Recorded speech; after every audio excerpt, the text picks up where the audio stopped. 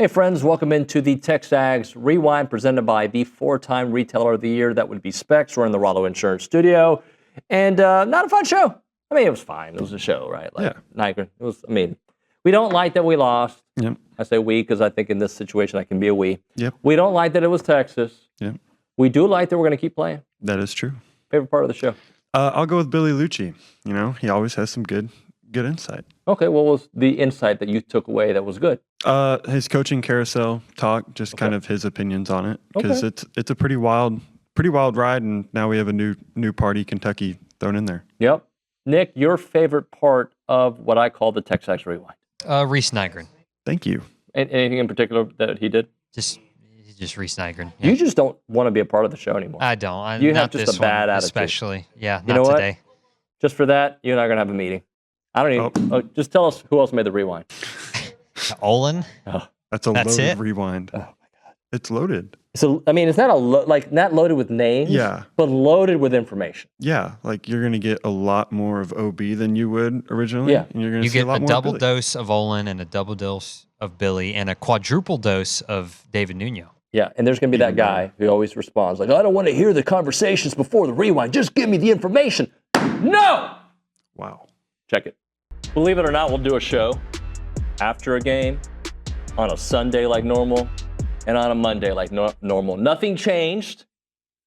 Nothing like we didn't avoid anything. We've done it all. And we've stayed on schedule. Texas A&M falls to Texas on Friday, and I'll start it off. Look, they took it to A&M in the second half. They absolutely took it to A&M. A game where red zone offense struggled, a game where special teams struggled, a game where the physicality definitely favored the University of Texas, the game where for the first time all season long, I think the elements got to A&M. And we begin TexAgs Live, presented by David Gardner's Jewelers Rollo Insurance Studio. Go Hour, presented by the Warehouse at CC Creations here on Monday, December the 1st, 2025. We're not going to give you a half full, half empty. We're just going to tell it to you the way we feel about it. Olin Buchanan, good morning, buddy. Good morning. It is a good morning. It's always a good morning. You know what's a good morning? Because we're talking college football? Talking college football, and you know what? A&M's going to be in the playoff, and all that matters. Look, I was as frustrated and disappointed as anybody, but I said this last week when we talked about one of our listeners said that, or suggested that it would be better to beat Texas than win a national championship. Remember that? And I was just putting my head in my hand, and I'm like, I wanted to win as much as anybody, but there are bigger fish to fry, and you're in the kitchen with a frying pan.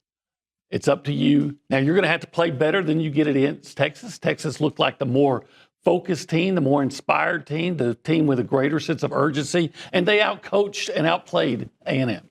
Yeah. So you know what you have to do? You have to make sure that moving forward, you got one game and as many as, 4 to play? Yep. But you got to be the more intense team. Some of the things we have seen, I would say, since the LSU game, right, magnified against Texas. But, I mean, even in the Missouri game, I would say some of the things that are the biggest we've seen all season. We've seen all season. Like big plays from running backs at the start second halves? Or just, big plays from running backs. And I'm starting to I'm afraid that we just keep misfitting. Misfitting is going to be Mike Elko's version of find the inches. Obi, what is your turning point of the game? To me, it's Trey Wisner going 48 yards. That's what I have in mind. I have a second one too, but that's the one I Now, have. I could say, and you can make this argument, the fact that A&M went 3 and out on their first series of the second half, because that started the first indication that things were going bad. But the Wisner run was the first the first 48 steps in Texas dominating the second half. Yeah. I have that as mine, but I also have, and this one has nothing to do with the actual performance on the field, but there was a stat that came up during halftime about Elko's 15-0 record when leading at the half.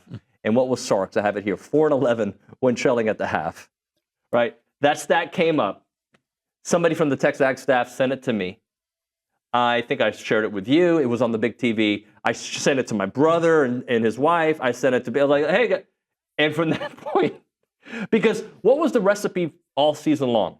A&M would make adjustments in the second half and be the better team in the fourth quarter. That was the exact opposite of what happened at DKR. Yeah,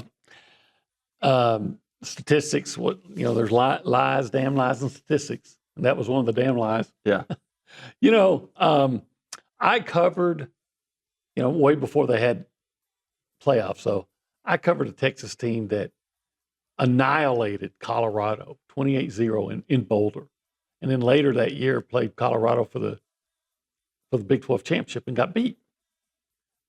So my point is, once again, that's another example of how you can lose a game and still turn around and come back from it. And it's incredulous to me why they're just not. I'm not even saying the majority of Aggies out there, because I know that's not true, but it's incredulous to me how even some just start hoisting the white flag after one loss.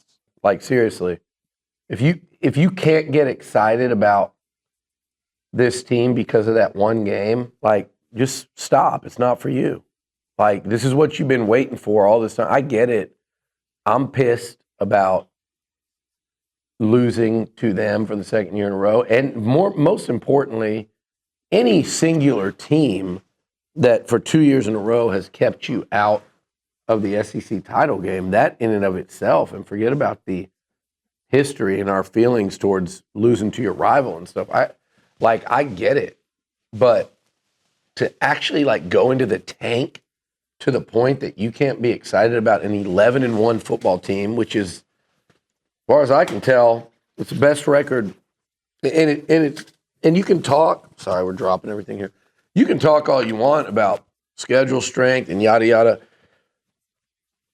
I mean, what this team ran through versus what previous A&M unbeaten teams have run through, it's you can't even compare it. It's you just cannot. I was here as a freshman when they went undefeated in the regular season. They probably played one ranked team all year.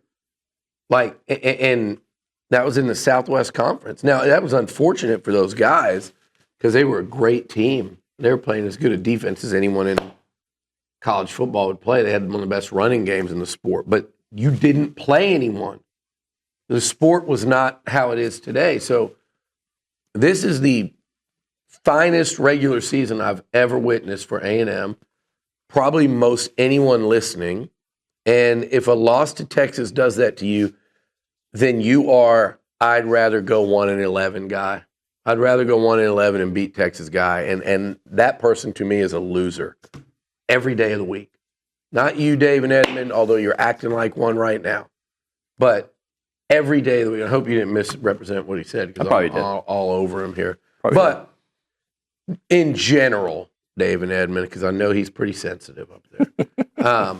In general, if you want to just be still pissed about the game, hell yeah. I might be pissed about it for 365 here. Let's kind of go through some of the scenarios from a playoff seeding standpoint, Billy, because as of right now, I mean, by the way, a lot of things are going to change over the next week, right? So I fully expect an SEC team to be 1 or 2, probably 2, when the actual selection show happens a week from today or tomorrow, a week from whenever they do it, Tuesday, right? A week from tomorrow. But how do you see things playing out based on A&M can't do anything to change their resume? This is who they are. You're going to have Georgia and Bama play. So one of those teams will either have their second or third loss. Texas Tech, they're a TBD. Ole Miss may get penalized for the Lane Kiffin situation. They probably will, right? Notre Dame, they're done. They're probably sticking where they're at. Oklahoma sticking where they're at. And then you got to figure out what happens in the ACC championship that the 6th seed would take on. I think, or that a second G5 team gets in over James Madison. Sorry. Yeah,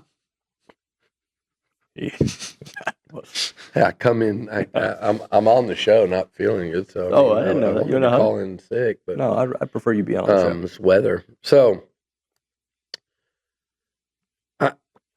Look at it like this. You've got Ohio, let's just say Ohio State 1, Georgia 2, Indiana 3. Now, I think that's how that would go, or vice versa. If Indiana beats Ohio State, I think Ohio State would still drop to 3 behind if Georgia won. Mm-hmm. So then it gets interesting. I think they're going to be stupid and put Texas Tech in. I agree with you. I think that's completely dumb. It's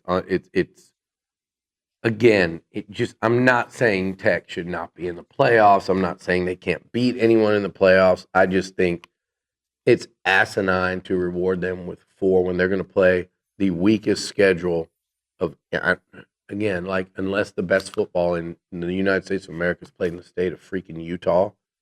I think they do better. They're better at like plays and things like that than they are gymnastics, than they are football. All right, and let's just use that part of the rewind. Tell the people what to do.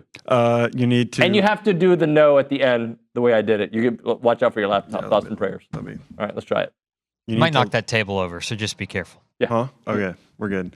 You need to like, comment, subscribe, and no, you don't get to miss tomorrow's. You can't handle the truth. You can't handle the truth. Pretty good. Thank you. We'll see you next time.